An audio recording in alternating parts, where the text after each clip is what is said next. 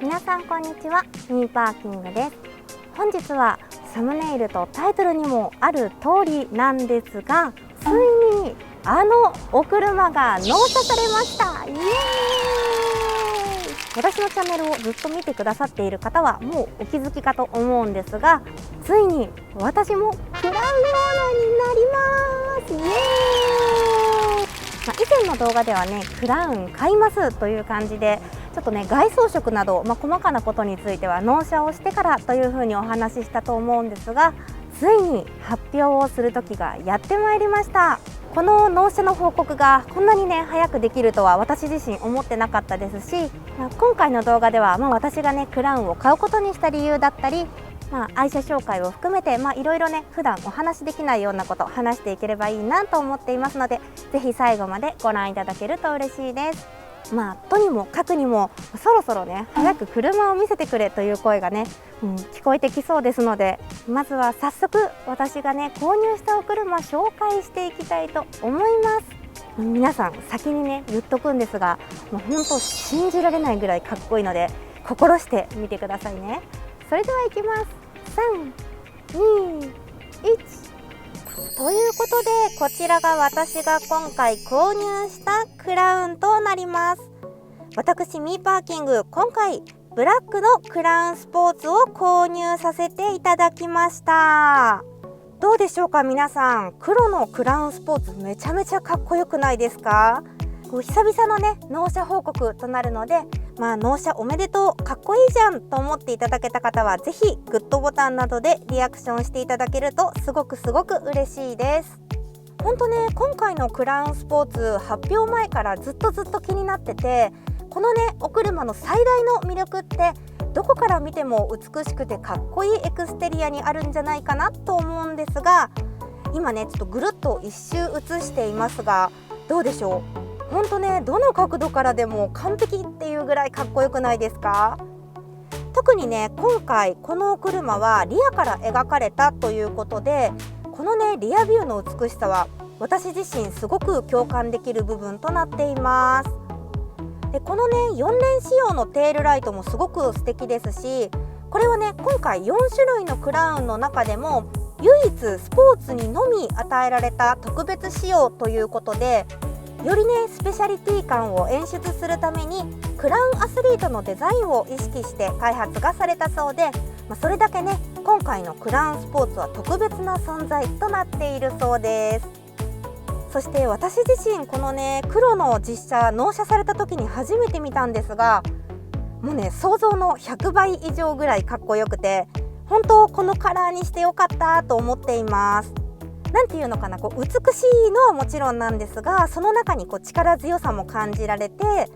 でさらにねクラウンの存在感もしっかり表現されてて、本当にね一言で言い表せないような最高にね完成度の高い SUV が誕生したのではとね、ちょっとうぬぼれつつ思っております。カラーはね正直ブラックの一色にするか白と黒のバイトーンにするか契約ねギリギリまで悩んでました。どちらにせよねどこから見ても美しい姿なのでかっこいいということは間違いないかなと思うんですが、いやそれにしてもかっこいい。でサイドビューもねぜひ見てほしいんですけど、オールブラック仕様で大型のブラックホイールに、このねホイールが21インチだったと思うんですが、ロングノーズにクーペフォルムという感じで、もう完璧なスタイルではないでしょうか。でそしてね今回この車ほとんど樹脂らしい樹脂パーツがなくてですね、クラウンということで当たり前なのかもしれないんですが、このねもうツヤっとしたオールブラック感がすごくオーラを放ってますよね。いやもうほんとねずっと見てたいぐらいかっこいいです。こんな車があったらなとスケッチしたデザインそのものが誕生したかのような流麗で品のある美しさを感じますよね。そしてねお顔となるフロントマスクも見ていきたいと思うんですが、もうこれはねもう説明するまでもなくかっこいいフロントマスクですよね。最近のトヨタ車に多いハンマーヘッドシャークをイメージしたライトの造形に、でこれがですね私もね知って驚いたことなんですが、この部分はねヘッドライトではなくデイライトとウインカーのためだけにあるそうで、ヘッドライトはですね、ここの小さなこの部分になるそうです。でまたね、個人的にはここのクラウンのエンブレムがすごくおしゃれでかっこいいなと思っていて、ここがねトヨタのマークではなくクラウンのエンブレムだからこそ、このねフロントフェイスの存在感がより引き立っていて、存在感バチバチに感じられますよね。いやー、かっこいい。ちなみにウインカーを点灯するとこんな感じになります。で個人的にはね、またちょっとリアに戻るんですが、このリアのね存在感もすごく好きで、ハリアーにもあったんですが、ここのねハイマウントストップランプが採用されてるのも結構ね嬉しいポイントです。でこれがまたねロングタイプでついているかついてないかで、多分ねリアの迫力感がかなり変わるんじゃないかなと思うので、個人的にはねここも良かったなと思っています。それではね、次に内装も見ていきたいと思うんですが、内装はこんな感じになっています。内装色は無難ではあるんですが、ブラックを選びました。すごくねおしゃれなサンドブラウンという内装色も選ぶことができたんですが、個人的にねちょっと明るい色よりも、ブラックの方が落ち着くかなと思ったので、ここはね迷いなく内装色はブラックにしました。そしてオプションでねサンルーフをつけたんですが、ここかな。もう本当にねこのサンルーフに関しては実用性というよりもテンションアップのためという感じなんですが、こんな感じで開放感がめちゃめちゃあります。先日ご紹介したセダン同様1枚ものではないんですが、ここの部分がね合成力にも寄与してるんじゃないかなというふうに思っていますので、ここの部分は個人的には全然気にならないです。実際ここのサンルーフはそんなにね毎日開けて走るものではないんじゃないかなと思うので、ちょっとねたまに天気のいい日にテンション上げるためになんていう感じで、ここを開けてね楽しみながらドライブできたらいいななんていうふうに思っています。ちなみに少しね走りも気になったので、少しねちょっと走ってからここまで来たんですが、もうね正直やばいです。事件レベルにねすごいと感じてしまいました。走行についてもねまた後日動画にしたいなとは思ってるので、細かいことはね後日お話ししようと思うんですが、もうねいつかはクラウンっていう言葉がね、そういうことだったんだっていう風に感じちゃうほど、もう結構ね走りには感動しました。詳しい内外装動画もまた今度出そうと思うんですが、ちょっとだけね装備についてもお話しします。まずは 12.3 インチのねナビ、これはねよくある最近のナビなんですが、そことねこんな感じで連動するように 12.3 インチのフル液晶メーターもついています。でエアコンはねこんな感じでかなりね薄型のスタイリッシュなタイプがついていて、シートヒーターとシートベンチレーション、あとステアリングヒーターとね、オートでね全て管理をすることができるものが搭載されています。個人的にはねやっぱり一番高まるのがここのねクラウンのエンブレムで、こう乗り込んだ時にやっぱりねどうしてもステアリングって目に入る部分だと思うんですが、こう乗り込んでステアリングをね触った時に、自分今クラウンに乗ってるんだというのがねこう実感させてくれる、そういうね高まりを感じさせてくれる部分なので、本当にねちっちゃなことなんですが、ここのクラウンのマークすごく個人的には大好きなポイントです。そしてね、個人的にこういうねちょっとした部分がいいんだよなと思うポイントなんですが、ちょっと今ねエンジンがついてるんですが、エンジンを切ります。そうするとねこんな感じでハンドルが上に上がってシートが後ろに下がってくれるんですよね。でまたね逆にこうエンジンをつけるとこんな感じでねハンドルが元の位置に戻ってシートもね前に出てくれるんですよね。これに関してはね毎日のちょっとした動作が減るという点でねすごくねいいなというふうに感じています。そしてねこのシフトはスタイリッシュなタイプになっていて、でここにはねチーの充電がついています。この縦型のやつねスマホもねガタガタしないのでめちゃめちゃいいなと思っております。でここの部分は爪付きのドリンクホルダーが縦に2口ついていて、でですねこの部分アームレストは両開きタイプになっています。実際ね多分こっち側しか使わないことがほとんどなんですけど、やっぱねこういうところがちょっと違うなと思うのが、中がね全部ほんと側面の部分まで起毛仕上げになっていて、収納空間としてはねめちゃめちゃ広いってわけではないんですけど、こういうねちょっとしたところがね高級感があって、やっぱクラウンって一味違うなという風に感じさせられました。そして私自身はねそれほど使わないんですが、ちょっとね気になってたのが鉱石の居住性なんですが、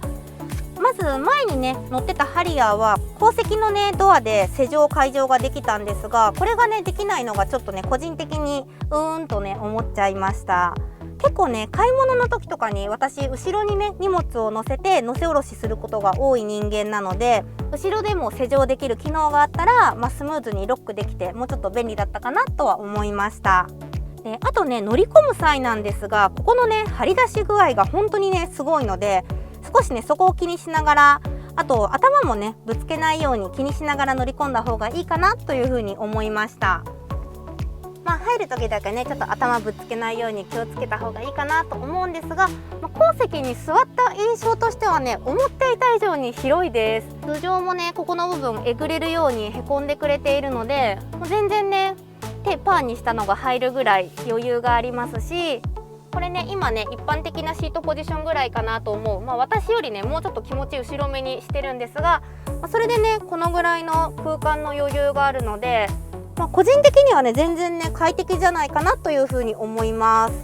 SNS をね見てたりすると鉱石は結構狭いっていう書き込みがあったりしたので、私はねそんなに鉱石に人を乗せる機会多くはないんですけど、結構ね気になる方も多いかなと思ったので、ちょっとね鉱石も座ってみましたが、この感じであればそんな問題ないんじゃないかなと私は思います。めちゃめちゃね大柄な人が3人乗るとかになるとちょっときついかもしれないんですが、普通にねなんかお子さん乗せるとかね、大人がね4人乗るとかだったら全然ねそんな問題なく乗れるんじゃないかなと思います。鉱石のね広さだったりね含めて、とにかくねデザインに結構振ってるお車じゃないかなというふうに思うので、ちょっとしたね気になる部分なんかは出てくるんじゃないかなと思うんですが、それにしてもねかっこよさだったりね所有満足度で結構許せちゃう部分があるというのが正直なところです。ちなみに鍵はねこのような感じでクラウンのエンブレムがついてくれています。鍵までいちいちねクラウン感を出してくれてすごくかっこいいですよね。そしてねまた後日しっかりとクラウンスポーツの内外装の動画も出す予定ですので、ぜひ楽しみに待っていていただければなと思います。いやーそれにしてもねかっこいいの一言です。本当納車されてからすごいいろんな角度で見てニヤニヤしてる自分がいるんですが、もう日本車だとね思えないほどの存在感に、正直ねこのかっこよさにクラウンを掛け合わせてるっていう事実もやばいですよね。そしてですねせっかくの愛車紹介ということなので、ちょっとだけねこちらもご紹介させていただきたいんですが、実はですねミーパーキングのオリジナルの芳香剤が出ております。一つ一つねこちらのレザーの部分だったりこちらの木の部分だったりね、職人さんがね一つ一つ丁寧に作っているハンドメイドの作品となっていて、どんなね車にでも似合うようにこんなね落ち着いたねシンプルでありながらおしゃれさを感じれるような、そんなデザインで仕上げていただいております。でデザインもねめちゃめちゃおしゃれなんですが、香りがねこれがもう完全に私好みに仕上げさせてもらって、バニラのね甘い香りになっています。詳しい紹介動画はね過去にもアップしていますので、気になる方はねぜひ概要欄からアクセスしてもらえたら嬉しいです。はい、ということでねここからは私がなぜクラウンを購入したか、その理由なんかもねいろいろとお話しさせていただければなと思います。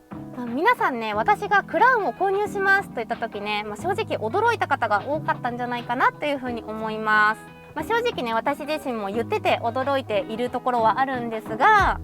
ほんとねたまたまスケジュールがね全然合わなくて、私のチャンネルでねクラウンをね一度も紹介していない状態のまま急にねクラウン購入しますというふうに言ったので、と驚かれた方も多かったんじゃないかなと思っています。私の中でもう完全にねクラウンは高級車のイメージが強くて、セダンということもありますし、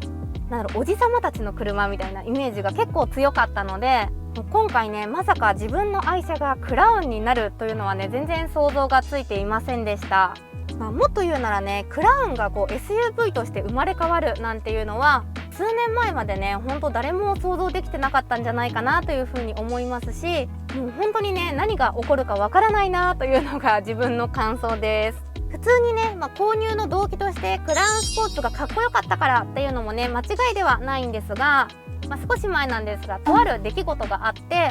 ちょっとね私の意識が変わることがありました。それはねなんでかというと、先ほどのね話にもちょっとつながる部分があるんですが、今ってね本当に何が起こるかわからないようなそんな時代じゃないかなというふうに思うんですが、クラウンが SUV になったこともそうですし、まさかね半導体不足で車が作れない、抽選じゃないと車を買うことができない、そんなね想像してなかった世界が急にやってきていますよね。車とはねちょっと別件で私自身心が動かされた出来事が一つあって、皆さんご存知かわからないんですが、私ねパンダがめちゃめちゃ好きでして、和歌山にねアドベンチャーワールドっていうねパンダさんがたくさんいる動物園があるんですが、皆さんご存知でしょうか。でそこにはね、私の大好きなねパンダファミリーが生活してるんですが、実はね私まだそのアドベンチャーワールドに行ったことがなくて、私の住んでるところからちょっとね結構距離があるので、行きたいなと思いながらなかなか時間が取れず、そんなね日々を過ごしていたんですが、そんな風にね悩んでいる間に私がねずっと会いたいと考えていたパンダさんたちがね数匹故郷に戻ることになってしまったんですよね。先日ねもう中国の方に旅立ってしまって、最終的にね会いたいなと考えていたパンダさんたちに会うことができなくてですね、それを機にね思ってるだけじゃダメなんだなっていうことをねすごく勉強させられたんですよね。パンダさんの出来事と何が関係あるのって思うかもしれないんですが、今回のねクラウンスポーツも見た瞬間にねビビビッと乗りたいっていう風にね感じた車だったので、もう乗りたいって考えてるだけじゃ乗れないなという風に思って、もう発表日の初日のその日に契約を済ませて今があるといった感じです。で私がね購入した店舗さんは抽選などではなく、注文順ということだったので、10月の6日の発表日、その日はね私パイオニアさんのラクナビの記念イベントにお呼ばれして、そちらでね撮影をさせていただいてたんですが、撮影を終えてから、その足でね急いでそのね店舗に向かって店舗に滑り込んで、その日のうちに注文をすることができました。で今回ね納車もね比較的早いので、ちょっと優遇してもらったんじゃないのなんていう風に思ってる方もいるかと思うんですが、そういったことはね全くなく、その店舗では完全に注文順という感じでやっているそうで、むしろね担当の方は YouTube とかも全く見ない方で、私がねこういった活動をしていることも実は知りません。逆にね、その方がね話しやすかったりもするので、ちょっとね助かっている部分でもあります。そんなこんなで、無事にねクラウンスポーツが納車されましたというお話だったんですが、本当にね納車されてからねにやけがね止まらなくて、もう早くねちょっと遠方とかまでドライブも行きたいななんていう風に思っていますし、もういっぱいね洗車とかコーティングもしてあげて、もうツヤツヤピカピカに保ちたいななんていう風に考えています。今後はねせっかくね愛車も公開したということなので、実際にね乗ってみての良かった点だったり気になる点だったり、いろんなね使い勝手だったり、さまざまなね動画をねこの車と一緒に作っていければいいかなというふうに思ってますので、ぜひ楽しみに待っていていただけると嬉しいです。ということで本日はクラウンスポーツ納車されましたの動画でした。本当に嬉しくて、うまくこの動画喋れてるか不安なぐらいなんですが、またなんかリクエストなどもありましたら、ぜひぜひコメント欄に残していっていただけると嬉しいです。そしておめでとうの気持ちを込めてグッドボタンやチャンネル登録してくれるとすごく嬉しいです。それではまた次回の動画でお会いしましょう。バイバー